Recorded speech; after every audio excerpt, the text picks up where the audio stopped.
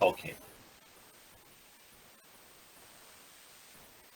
So today we will speak about the vertebral column, and our topics for today will be traumas of the vertebral column, deformities of the vertebral column, meaning scoliosis and kyphosis, and the disc hernia.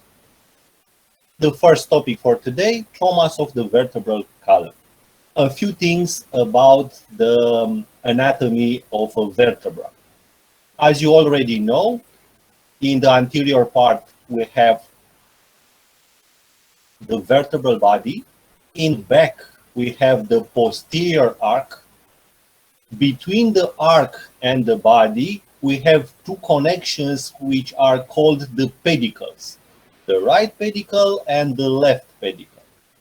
We have a spinal process in the back, two transverse processes, and each standard vertebra has four articular processes, two for the upper vertebra and two for the lower vertebra. A normal vertebral column has some curves. We have a cervical lordosis, a thoracic kyphosis, a lumbar lordosis, and a sacral kyphosis.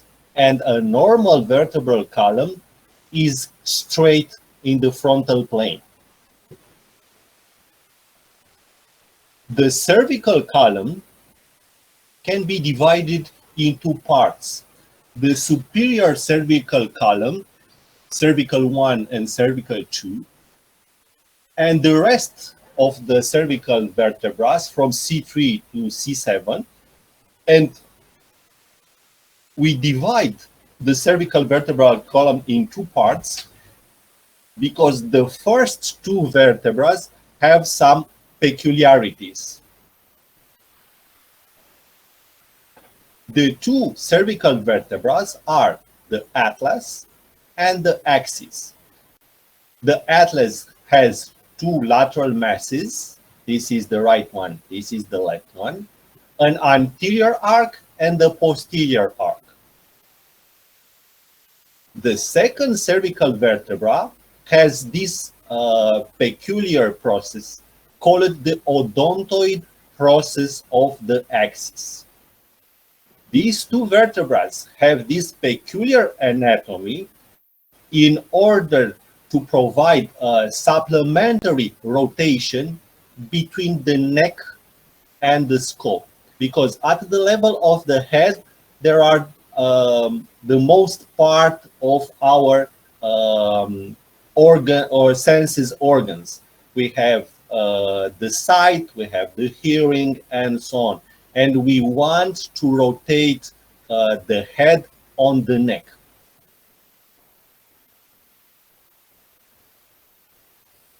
The rest of the cervical vertebrae from C3 to C7 have the standard anatomy. The vertebral body in the front, the posterior arc, here are the two pedicles, the spinal process in the back, the transverse processes, and two and four articular processes. Two for the superior, for the upper vertebra, two for the lower vertebra. And all the other vertebrae in the thoracic column, in the lumbar column, will have the same standard anatomy. There are some peculiarities, and these articular processes will make with the horizontal line different angles at different levels. In the cervical column, the articular processes will make a 25 degrees angle with a horizontal line. This angle will be 60 degrees in the thoracic vertebral column, while in the lumbar spine, this angle between the articular processes and the horizontal line will be around 90 degrees.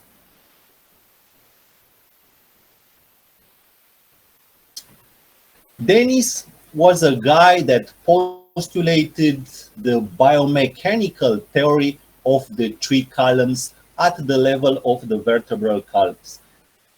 And we have an anterior column, a middle one, and the posterior column. The anterior column is formed by the anterior halves of the vertebral bodies. The middle column is formed by the posterior halves of the vertebral bodies, while the posterior column is made by the posterior arcs of the vertebrae.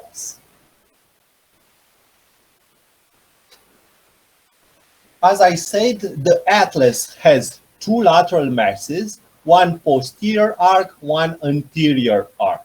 And we can have a number of fractures at this level, like this one. This is a comminutive fracture with separation of both lateral masses, as described by Jefferson.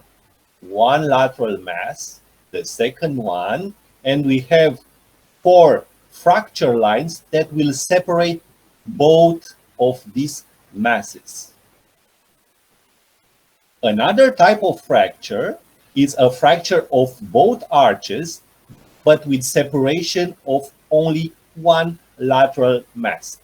Like in this MRI image, we have one fracture line here, a second one here, and only the right lateral mass is separated from the rest of the vertebrae. This is the atlas, and here this round structure is the odontoid process of the axis. Another lesion at this level is a lesion of the transverse ligament of the atlas. In a normal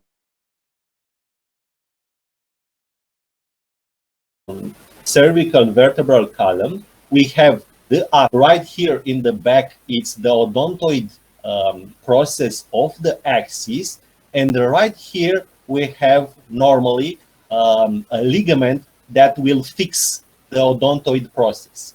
In this image, after a trauma of the cervical column, this transversal ligament of the atlas is interrupted.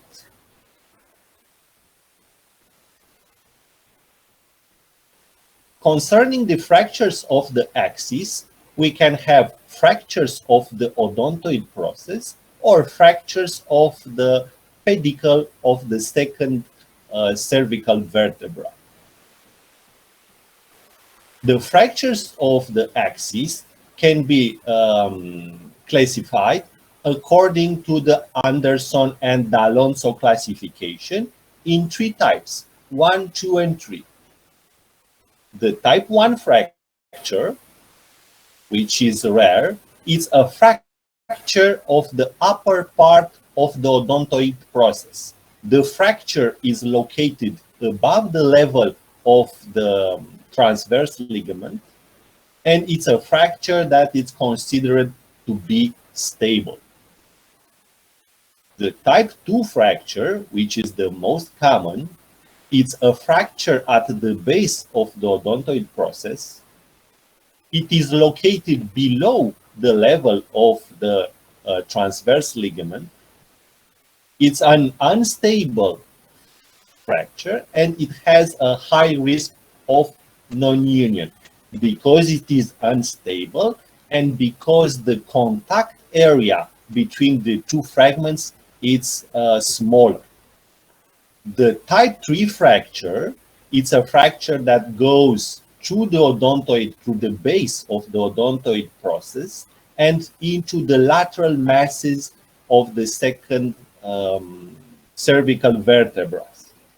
It is considered to be stable because it has a large contact between the 2 fragments. And this large contact between the 2 bone fragments will lead to a better prognosis because the union will occur more easily. So three types, 1, 2, and 3, in the Anderson and Alonso classification for fractures of the odontoid process. After a fracture of the odontoid process, we can have a dislocation between the two first vertebrae, between the atlas and the axis. Anterior dislocation, this one, or a posterior dislocation image. And this kind of dislocation will produce a lead of spinal cord, which is located here, and of that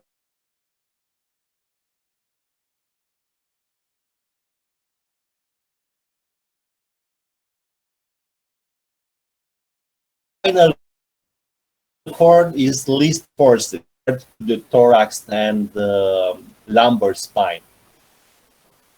Any dislocation at this level will produce a spinal cord compression or a spinal cord interruption that it's a life-threatening complication, and the patient may suffer paralysis of all four extremities, called quadriplegia. We can see here a dislocation between the atlas that is in red. You can see here that the transverse ligament in green is interrupted. And in yellow, we have the axis with the odontoid process, this one. And any dislocation at this level will compress the spinal cord right below the brain, right below the skull. This is a normal situation. This is the atlas. Here we have the odontoid process, which stays in place because of the transverse ligament of the atlas in green. And here we have the spinal cord. Concerning the fractures of the second cervical vertebra, we can have a fracture at the level of the pedicle. The vertebral body in the front, the posterior arch, and these two structures that connect the posterior arch with the vertebral body are called the pedicles, and we can have a fracture at this level. The fractures of the pedicles of the second cervical vertebra can be classified according to the FND classification. There are also three types. In a type 2 fracture, we have a non-displaced fracture or a fracture without angulation or with a displacement lesser than 3 millimeters. A type 2 fracture, it's a fracture with severe angulation and displacement.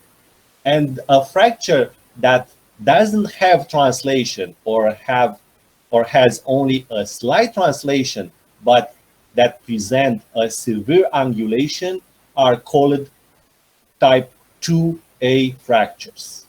And finally, a type 3 fracture of the cervical 2 pedicles, it's a fracture with severe angulation and larger displacement in association with unilateral or bilateral facet dislocation. That means a dislocation between the articular processes of this vertebra.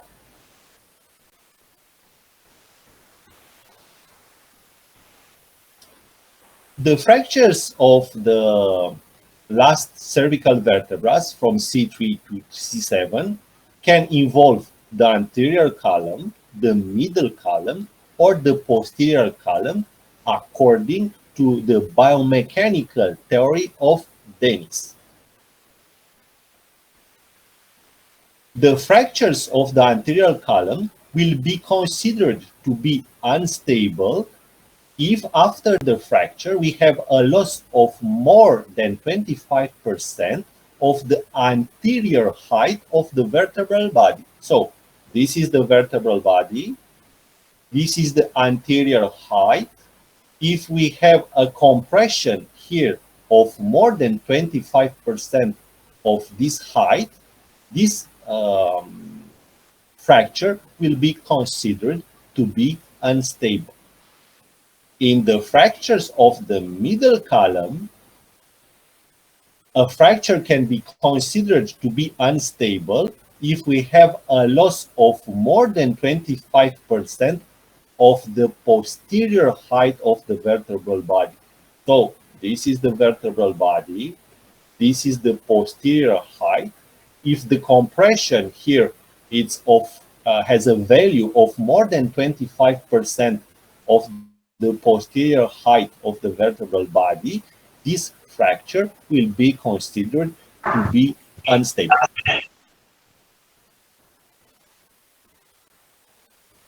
Another type of fracture at the level of the cervical column are fractures of the articular processes and fractures of the vertebral laminas or arches, it's the same thing, or fractures of the pedicle. Of course, we can have fractures of the vertebral body, fracture of the posterior arch or lamina, fractures of the pedicles.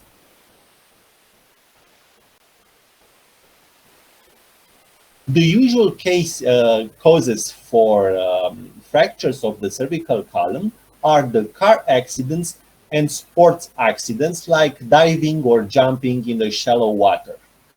The primary mechanism can be hyperflexion, hyperextension, lateral flexion, axial compression, or rotation. So all the primary mechanisms can be found here. At the clinical examination, the patient will present usually the impossibility to voluntarily move the neck. He or she will present pain at the mobilization of the neck. You must not test the passive mobility of the neck because there is a risk that the spinal cord is intact before the clinical examination, and you, the practitioner, by moving the neck, you can produce a spinal cord injury that it's a life-threatening trauma. So don't test the passive mobility of the neck if you have a suspicion for a fracture of the cervical column. The neck must be immobilized as soon as possible in a collar, and this collar will be removed only after a CT scan or after an MRI that will provide informations about the existence or the absence of a fracture. So immobilization as soon as possible and removal of this one only after MRI. The patient can present a vicious position of the head, contracture at the level of the neck muscles. You can note bruises, hematomas, or other skin lesions at the level of the head, neck, face, shoulders, and so on. You must test the motility and sensibility of the limbs in order to detect if there is any lesion at the level of the spinal cord.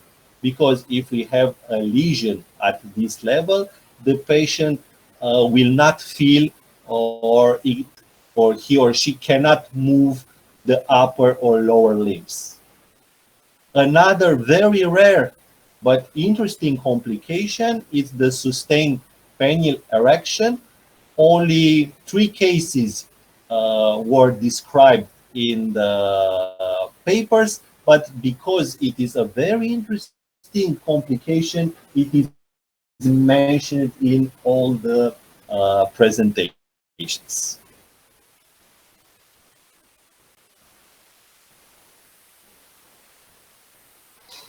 The diagnosis of these fractures is based on the radiological examination. There are three standard X-ray views: the anteroposterior, the lateral, and the three-quarters exposure. And we have a number of specific X-rays views: the anteroposterior open mouth X-ray view, like the one on the right, and the swimmer's view, which is an oblique view which projects the humeral heads away from the cervical spine.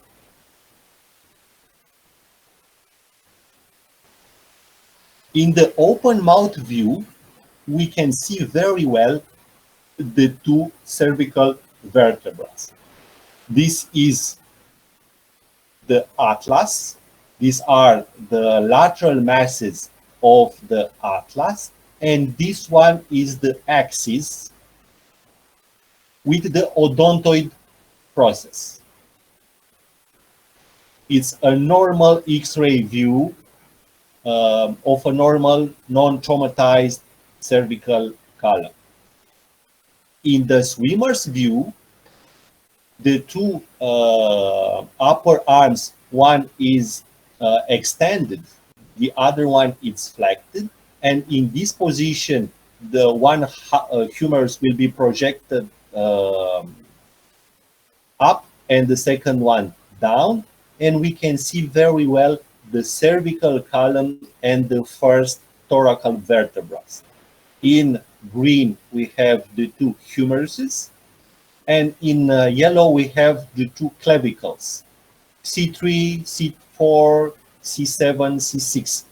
These are the vertebral bodies. In the posterior part, we have the posterior arch, and these are the spinal processes.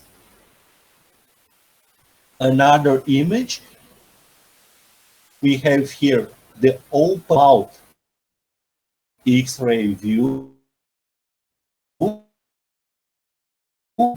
masses of axis process. This is the lateral X-ray view of the proximal cervical column. You can see here three vertebrae of the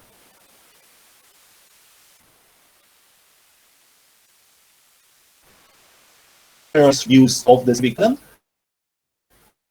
You can see here the cervical pelvis, which is a curve with the convexity on your and concave part. These are the vertebrae. Here, and the various processes. Here we have the posterior arteries, and these are the spine processes.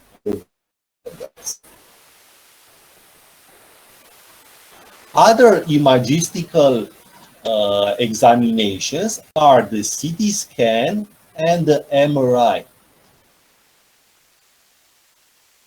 This CT scan will provide information about the fractures, number of fracture lines, dimensions of the fragments, displacement, and so on. And here we have a horizontal slice in a CT scan, and we can see here an undisplaced fracture. The MRI will provide information about the bones, but also about the soft tissues, and mainly about the spinal cord. Here we have a fracture of the posterior arch, and we have a slight compression, a small compression at the level of the spinal cord. This is the spinal cord. Here we have the cerebellum, and here we have the cerebral trunk. These are the vertebral bodies, and between them, we have the intervertebral discs.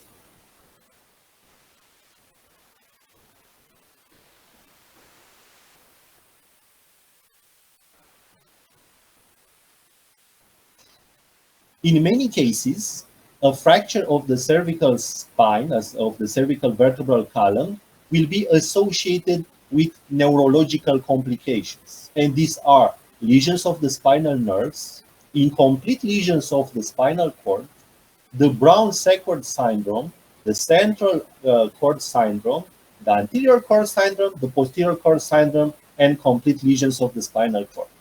And a few things about some of them. The Brown-Sequard syndrome is caused by a lesion at the level of one half of the spinal cord, and that will lead to paralysis and loss of proprioception on the same side as the injury or lesion, associated with loss of pain and temperature sensation on the opposite side as the lesion. The central cord syndrome, which is the most common form of cervical spinal cord injury, it is characterized by the loss of motion and sensation in arms and hands.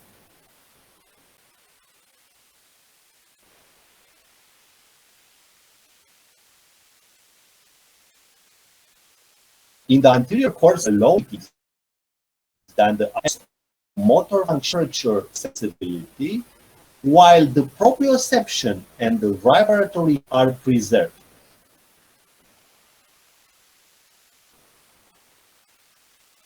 The post syndrome is very rare. In this syndrome, the proprioception is lost, while the motor function and light touch are preserved.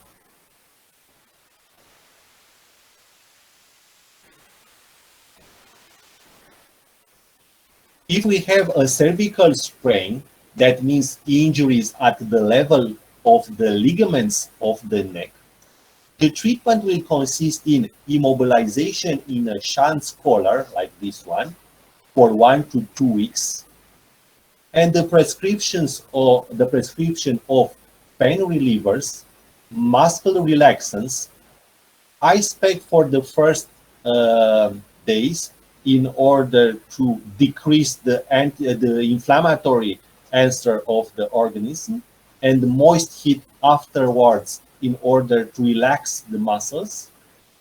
Exercises after 2 or 3 weeks after trauma, and physical therapy.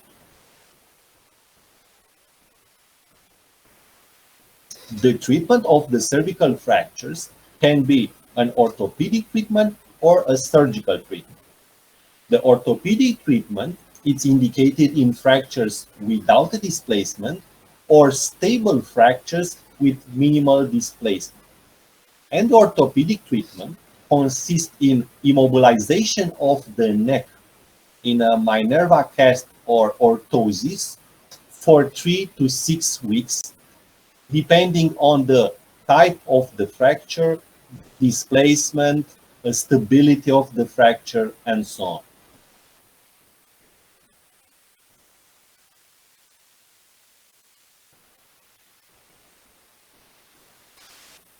At the level of the first cervical vertebra, as already saw, can fractures of the lateral mass. In this case, we perform an osteointhesis. For the second cervical vertebra, we have fractures of the odontoid process. If we have a displaced fracture or a fracture that is considered to be unstable, the treatment will be surgical, and it consists in reduction and osteosynthesis with 2 screws. Not only 1 screw, but 2, in order to block also the rotation between the 2 fragments. If we have an atlantoaxial dislocation, a dislocation between the atlas and the axis, the treatment will consist in wiring, stabilization of the dislocation by introducing wires between the two cervical vertebrae. Here we have a schema. This is a post-operative image after wiring into the posterior arcs of the first cervical vertebrae. If the dislocation between the atlas and the axis is considered to be too unstable, we will perform an arthrodesis, a fusion between C1 and C2. We will remove the articular cartilages between these vertebrae and we will fix one to another with two screws.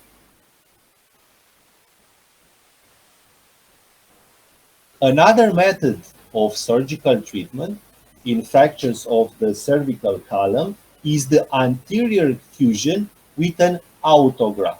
This is the graft, which usually is harvested from the iliac crest, and it will make an arthrodesis between these two vertebrae, and this arthrodesis is very stable in time, but it will decrease the mobility at the level of the neck. It is usually used when we have an unstable or a too compressed and explosive fracture of the vertebral body, and we want to restore the height of the vertebral bodies.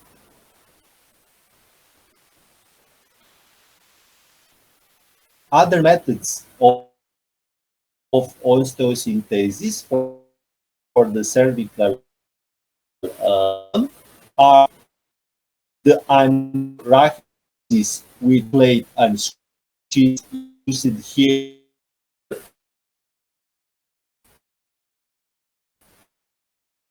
anteriorly, and the screws. The posterior plates are on the anterior part. The segmental instrumentation is fixed on the posterior part of the cervical column, and this segmental instrumentation is formed by rods, transpedicular screws, and connectors between them. These screws are called transpedicular screws because they are introduced into the pedicles.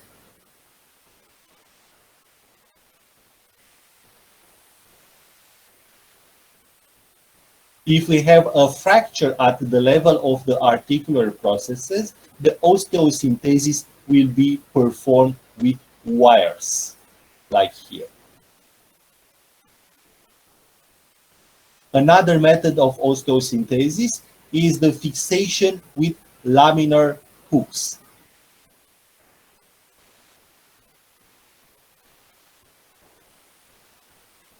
Fractures of the thoracolumbar spine can be classified in fractures by anterior compression, explosive or comminutive fractures of the vertebral body, flexion distraction traumas, and fractures dislocation. That kind of fractures can appear in car accidents, sport accidents, mine or building crashes like in earthquakes, falling from heights, or falling from the same level if the patient has osteoporosis. At the clinical examination, the patient can be conscious or comatose if we have a polytrauma. We can note deformities, bruises, ecchymosis, and hematomas at the level of the back, at the level of the spine. We can palpate and percute the spinous processes in order to see if the palpation of one of these processes will provoke pain. The pain can be spontaneous or at percussion. We must check this peripheral sensibility and motility in order to know if there are neurological complications. And there are usually high energy trauma, and the patient will be a polytraumatized patient.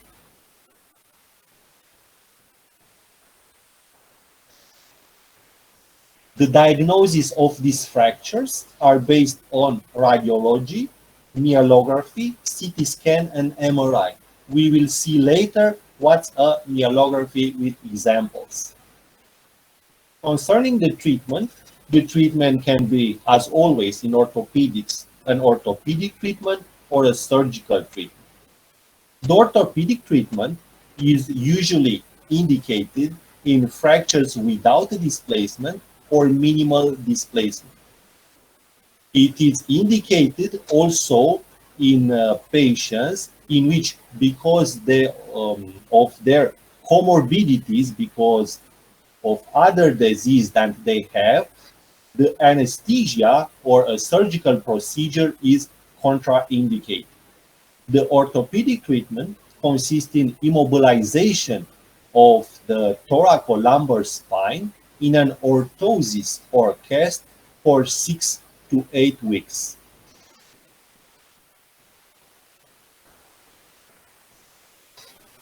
If we have a fracture by anterior compression with a compression which is lesser than 55% of the height of the vertebral body, the patient will be indicated to rest in bed with a pillow in order to sustain the lumbar lordosis for 4 to 10 weeks, like in this image. If the compression is of more than 25% of the height of the vertebral body, the indicated treatment will be surgical.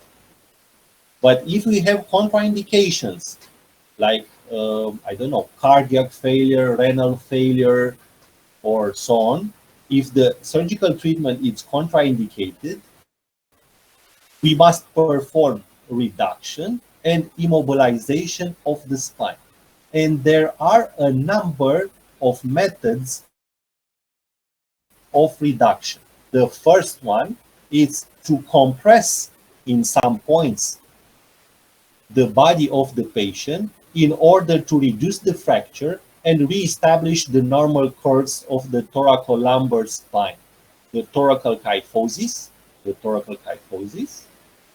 and the lumbar lordosis. And after that, the patient will be immobilized in this cast for 6 to 10 weeks. Another method of osteosynthesis is by axial traction and forced extension of the lumbar spine. It is a method which is not used today because it looks like an inquisition device. And finally, the third option for orthopedic reduction is the so-called reduction in hyperextension by reclination. The patient stays on 2 tables, one lower, one higher, and in half an hour in this position, the fracture will be reduced. And after that, the patient will be immobilized in a cast for 6 to 10 weeks.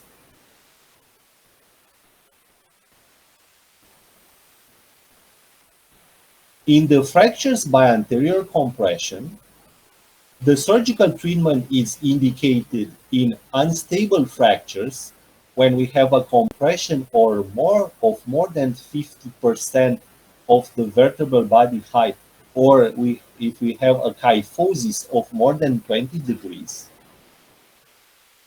Another indication is all displaced fractures at the level of the superior thoracal vertebral column. And the treatment consists in posterior rachisynthesis with segmental instrumentation.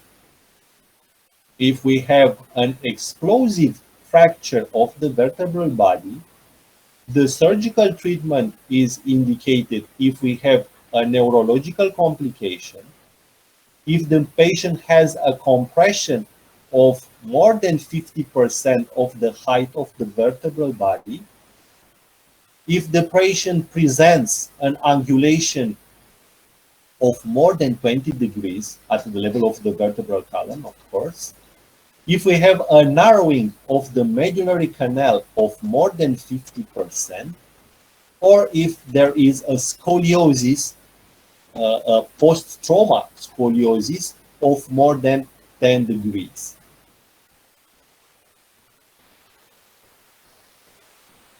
The myelic fractures are fractures that will associate injuries of the spine with spinal cord involvement.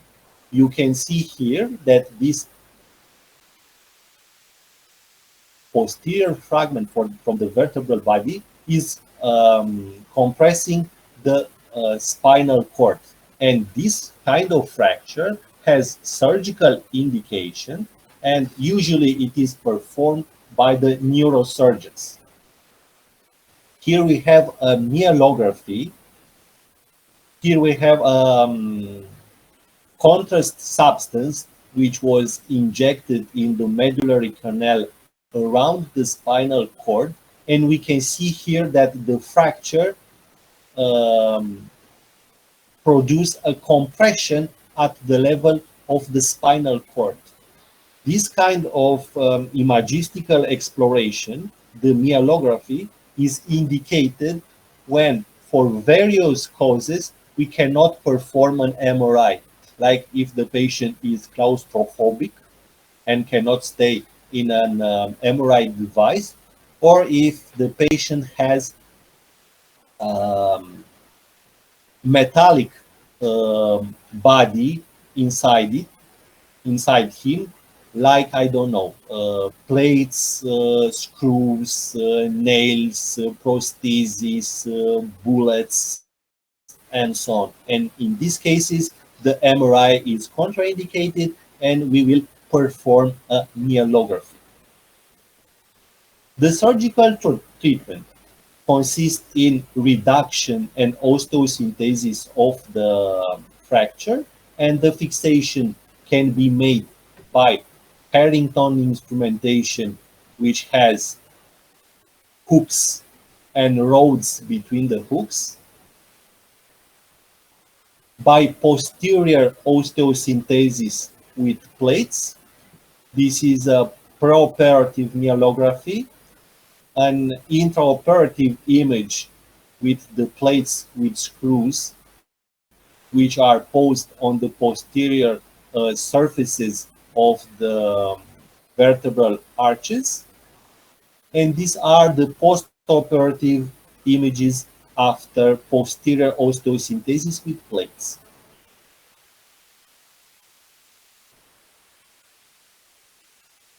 Another option, if we have comminutive compression of a vertebral body, in order to reestablish the height of this compressed body, and in order to stabilize the vertebral column, we will introduce here an autograft harvested from iliac crest, and we will perform an arthrodesis between the upper vertebra and the lower vertebra. We can see here that the height of this vertebra was restored, but also the axis of the vertebral column is restored.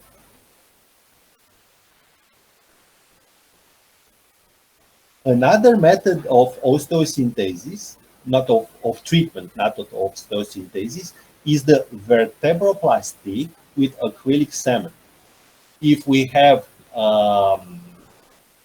comminutive fracture of the vertebral body, we can introduce a very liquid cement through a needle under C-arm control, under radiological control, and this cement will stabilize the fracture in a matter of minutes.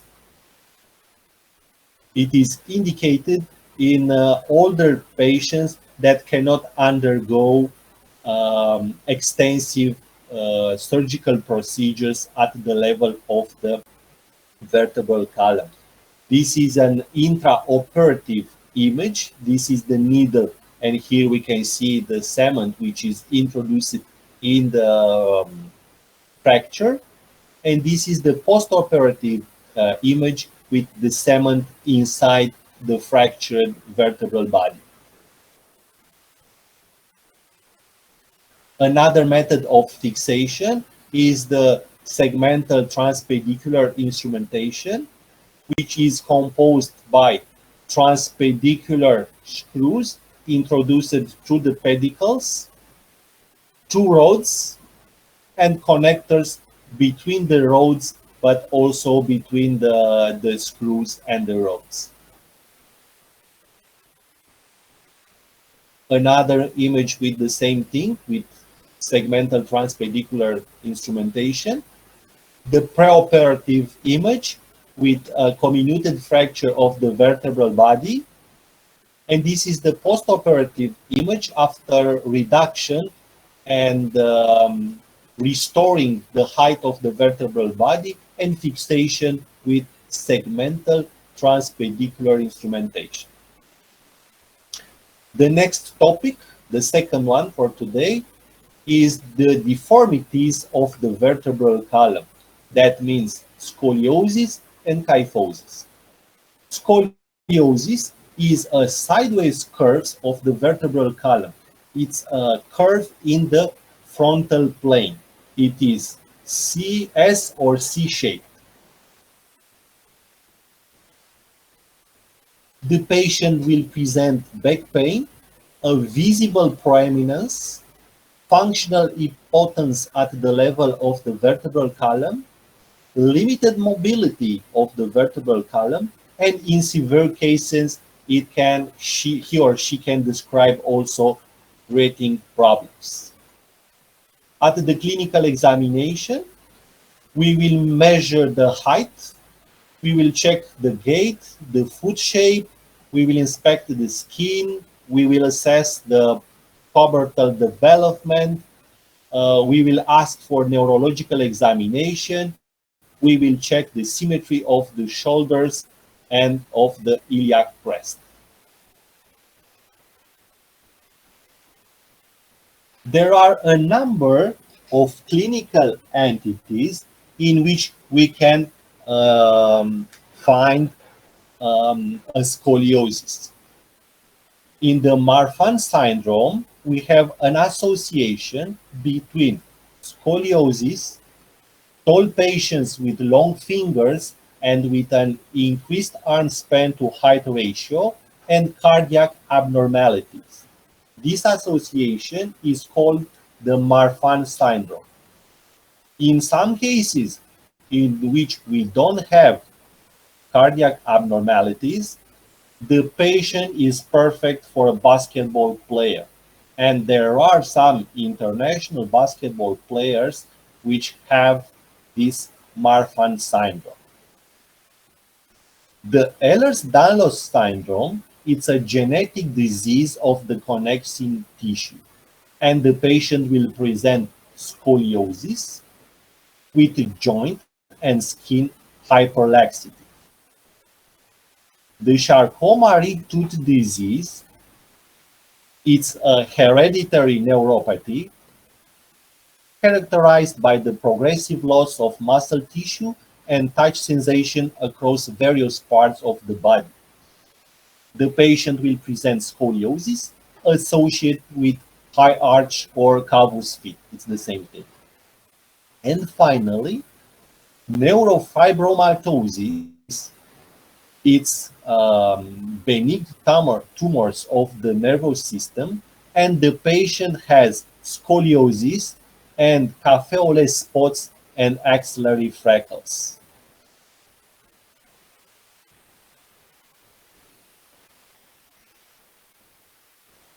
The scoliosis is defined by an angulation of more than 10 degrees in the frontal plane between the two most angulated vertebrae.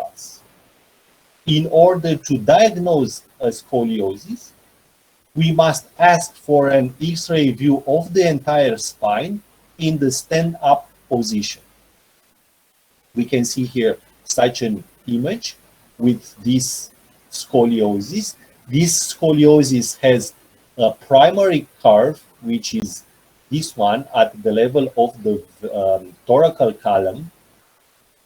And we have a secondary lesser curve in the lumbar spine because the body tries to reestablish the axis of the trunk. So usually, primary scoliosis will be associated with a secondary curve which tries to compensate the first one. The Cobb angle, it's an angle measured between the most angulated vertebrae. The most angulated vertebrae are these two. We will trace two lines, two perpendicular lines to the first two, and this angle is the Cobb angle. The biggest curve, the primary curve of the scoliosis, will determine if the scoliosis is dextroconvex, like in this case, meaning that the apex of the curves is oriented towards the right part of the body, or it can be levoconvex if the apex goes of the body. Dextroconvex, apex to the right. Dextroconvex, apex to the right. Levoconvex because the apex of the primary curves looks towards the left part of the body. And in this case, we have two curves. The primary curve has 60 degrees. The secondary compensatory curve has also 60 degrees. And in this case, the thoracal curve is considered to be the primary one and will give the levoconvex or dextroconvex character. In this case, the primary curve, the thoracal one, has the apex to the left. So we have a levoconvex scoliosis. Depending on the Cobb angle, a scoliosis can be mild if the Cobb angle has a value between 10 to 25 degrees. The scoliosis can be moderate if the Cobb angle has a value between 26 and 40 degrees, or the scoliosis can be severe if the Cobb angle is above 40 degrees. The treatment is based on the Cobb angle. If this Cobb angle has a value below 25 degrees, the treatment consists in kinetotherapy, physical therapy, and periodical checkups. If the Cobb angle is between 25 and 40 degrees, that means a moderate scoliosis, bracing till the end of growing is indicated. And after that, physical therapy. If the Cobb angle has a value of more than 40 degrees, the surgical treatment is indicated. And usually, a segmental instrumentation will be used. Here we have some examples. This is a severe scoliosis. It's a dextroconvex scoliosis because the apex is oriented on the right side of the body. It's severe because the Cobb angle has a value of more than 40 degrees. And we can see here another secondary compensatory curve at the level of the lumbar spine. These are the post-operative images after reduction of the scoliosis and fixation with segmental instrumentation. As you can see, the vertebral column is straight in the frontal plane, And in the sagittal plane, we have the normal thoracal kyphosis and the normal lumbar lordosis. So all the curves of the vertebral column were restored. Another case, a severe scoliosis, which is a thoracal one, and a postoperative image after reduction and fixation by segmental instrumentation, transpedicular screws, rods, and connectors.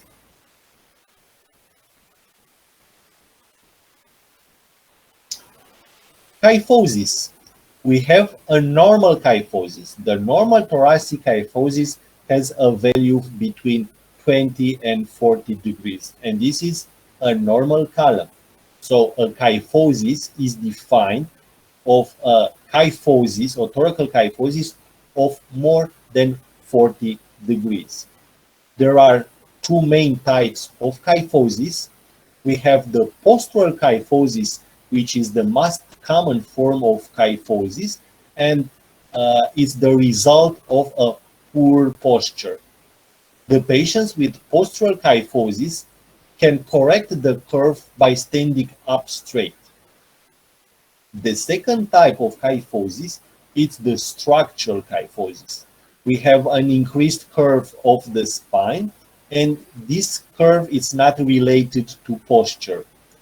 The patient with structural kyphosis cannot voluntarily straighten their spine, their vertebral column.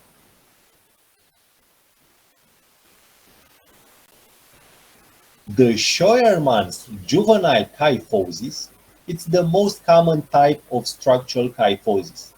It is usually diagnosed between the age of 12 to 14 years. It has thoracic kyphosis of more than 40 degrees with wedging of 3 or more vertebrae in a row. The probable cause is a genetic predisposition, and the diagnosis is based on the CT scan or MRI, in which we will see the Schmorl nodes. These are small disc herniation to the end plates of the vertebrae. Here we have a CT scan, a sagittal slice, and these are the Schmorl nodes. This patient has Scheuermann's juvenile kyphosis. And another image, this one is from an MRI, a sagittal slice. Here we have the vertebral body.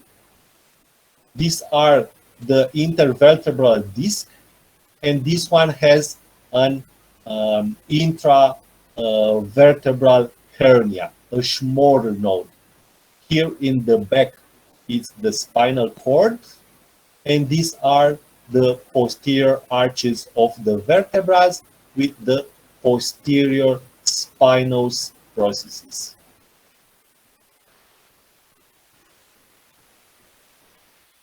Other images with Schmorl nodes and wedging of the vertebrae. The vertebral bodies have the form of a wedge.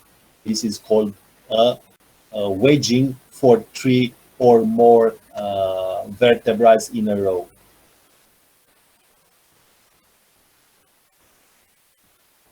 In the mild forms of kyphosis, no treatment is required. If the patient describes pain or stiffness from their kyphosis, we will indicate physical therapy and kinetotherapy. In severe cases, or if the kyphosis will progress in time, bracing is indicated in patients still growing. If the patient is an adult patient, physical therapy and kinetotherapy is indicated. The surgical treatment, consisting in segmental instrumentation, is indicated if we have a thoracic kyphosis of more than 80 degrees, or if we have a lumbar kyphosis of more than 60 to 7 degrees. Normally, in a normal lumbar spine, we have a lordosis, not a kyphosis. Here we have an example. We have thoracic kyphosis of around 90 degrees. This is the preoperative image, and the post-operative image after reduction and fixation by posterior segmental instrumentation. As you can see, the vertebral column is not straight. Our aim is to restore the normal kyphosis of the thoracic column. So a kyphosis of 2 to 40 degrees.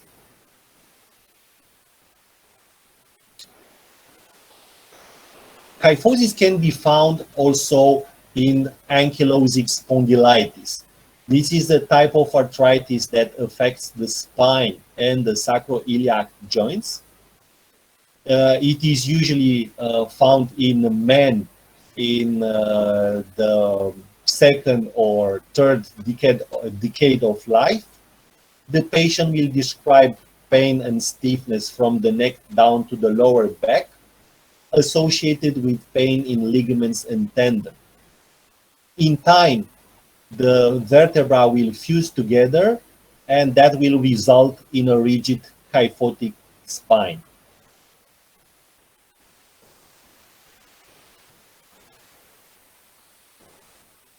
The HLA-B27 antigen is present in 90 to 95 degrees percent of patients with ankylosing spondylitis, but is also present in 8% of the general population. So if you have this antigen, you have a higher risk of developing ankylosing spondylitis, but it's not mandatory to have this disease. In time, these vertebrae will fuse together, as I said, and the result will be a bamboo spine. It is this image compared to bamboo. And this image is due to the marginal syndesmophyte that will fuse the vertebrae together.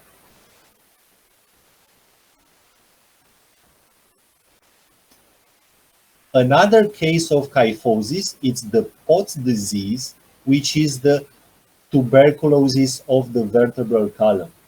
Usually it appears at the level of the thoracic vertebral column.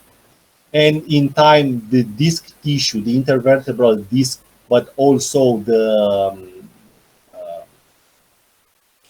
vertebral bodies will become necrotic tissues, and it will lead to vertebral columns and spinal damage. The final topic for today is the disc hernia. A few things about the anatomy. A normal intervertebral disc has a nucleus pulposus in the center, which is surrounded by a fibrotic ring. Here we have a normal intervertebral disc with the nucleus pulposus right in the middle in purple, and with the fibrous ring around it. Here we have partial hernia of the nucleus pulposus, and the herniated nucleus compresses the horse tail. And here, between the fifth vertebral column and the first sacral vertebrae, we have a complete herniation of the nucleus pulposus that compress the horse tail. The patient will describe pain that will irradiate in a nerve territory, functional impotence and limited mobility at the level of the vertebral column, and in sometimes an antalgic position at this level. The clinical examination consists in muscle strength test, sensory testing, deep tendon reflexes, the lying straight leg test, the sitting straight leg test, and the femoral stretch test. In the lying straight leg test, as described by Lassig, the patient lies on the examination table with both legs extended. The physician will raise the affected leg towards the ceiling, and if we have a hernia at the level of the vertebral lumbar column,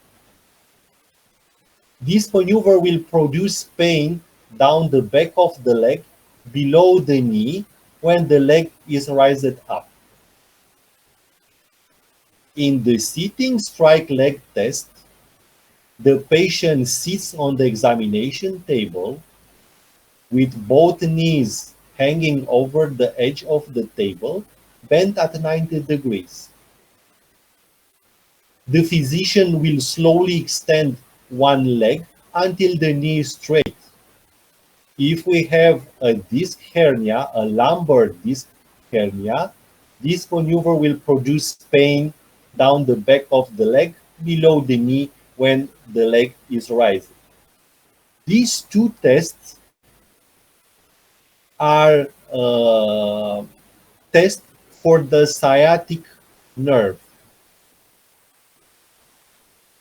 The third test, the femoral stretch test, is aimed in order to determine if there are compressions at the level of the roots of the femoral nerve.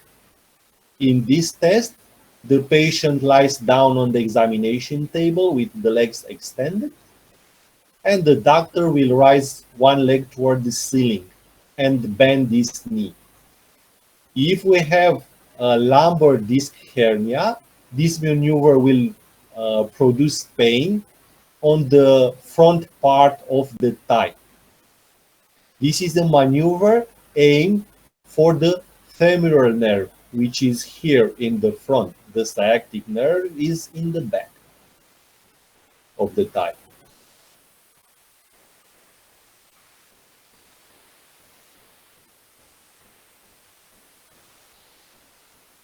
If we have a disc hernia at the level of the fourth interlumbar space, the patient will present hypoesthesia or anesthesia in the green areas. The patellar deep tendon reflex will be decreased or absent, and the ankle dorsiflexion will be decreased or absent.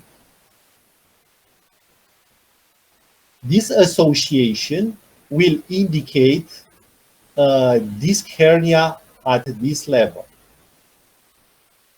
If we have a disc hernia at the level of the fifth intervertebral lumbar space, the patient will present hypoesthesia or anesthesia in the blue areas. The biceps femoris deep tendon reflex will be decreased or absent, and the extension of the great toe will be decreased or absent. If we have an S1 disc hernia, the patient will present hypoesthesia or anesthesia in the red areas. The Achilles deep tendon reflex will be decreased or absent, and the ankle plantar flexion, ankle eversion, and hip extension will be decreased or absent. So by clinical examination, you can tell at what level it's the disc hernia.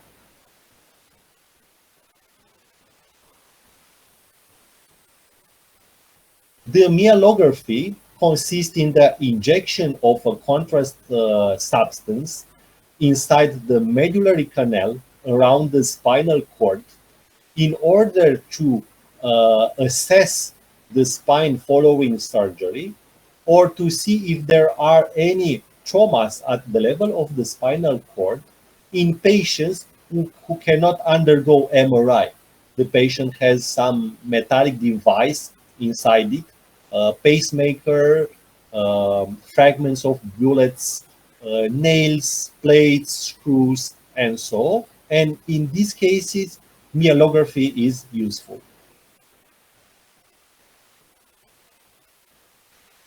Usually, the golden standard for the diagnosis of this hernia is the MRI. But if the MRI has contraindication for MRI, as I said, metallic implants, metallic objects inside the body, and so on. In these cases, the CT scan can be useful. We can see here, this is the intervertebral disc.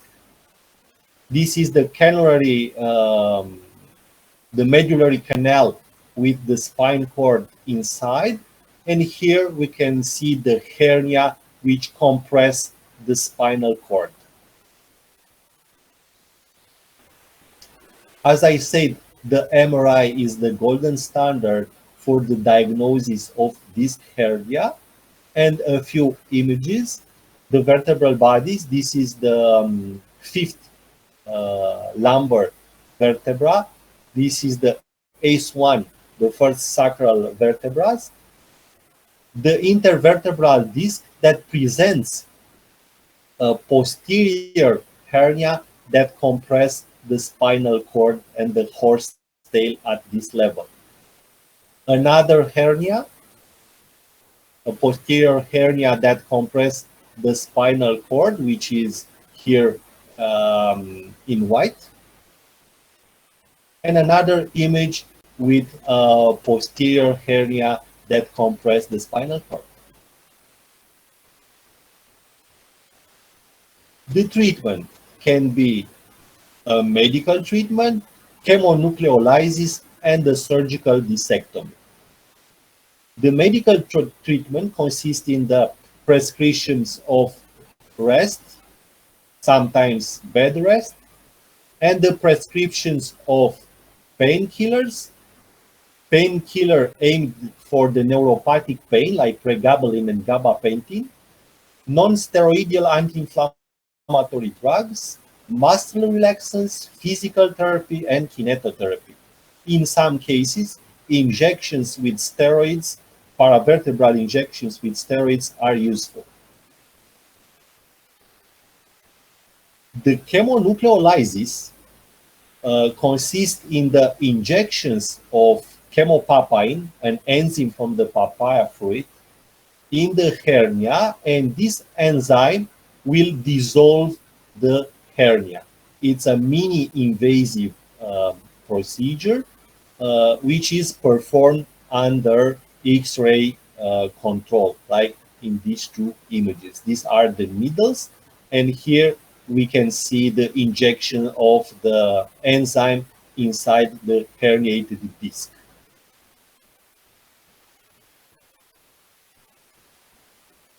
The surgical discectomy is the surgical removal of the herniated disc that compress the nerve root or the spinal cord. In some cases, laminotomy or laminectomy is required. This is the intervertebral disc, the hernia that compress this root and the spinal cord, and in order to obtain access to the disc hernia, a laminectomy was performed here. Laminectomy means the removal of a part of the posterior arc of the vertebra. The microdiscectomy means thinner instruments and a mini incision and mini invasive approach that allow us to remove the herniated disc. Other methods, endoscopic discectomy with thinner instruments, source of light, and a camera, of course, and a mini-invasive approach, or a percutaneous laser disc decompression. So, we talk about spine deformities, spine trauma, spine deformities, disc hernia, and that's all for today. Thank you for your attention. Any questions?